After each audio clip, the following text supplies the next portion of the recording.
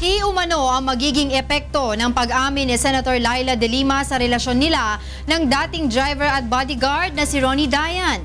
Ayon kay Justice Secretary Vitaliano Aguirre III, magpapalakas ito sa mga kaso laban sa dating kalihim. Ito ang balita ni Roderick Mendoza.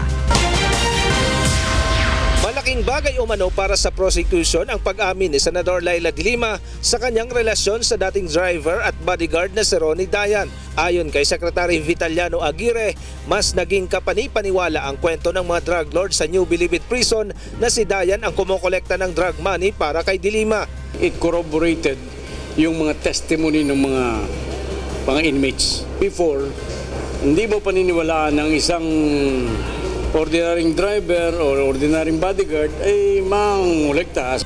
4 na mga reklamo laban kay De Lima ang nakabinbin ngayon sa DOJ dahil sa umano'y papel nito sa talamak na bentahan ng droga sa Bilibid.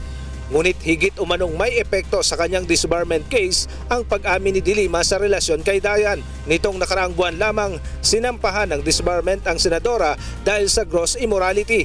Ngayon wala nang dapat i-prove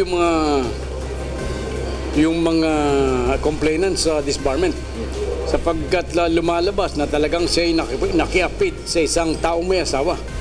Hanggat hindi analgian ay nakikiapid ka sa may asawa at yan ay sobrang immorality niyan at ang Supreme Court dyan dun sa mga mas mababa pang mga immorality, disbarment ang talagang pinaparusa sa mga abogado. Ngunit giit ni De Lima, walang bahid ang kanyang record bilang opisyal ng gobyerno hanggang sa idinawit ang kanyang pangalan sa kalakalan ng droga sa Bilibid. No, that's his opinion. It's a private matter. Roderick Mendoza, UNTV News and Rescue, Manila.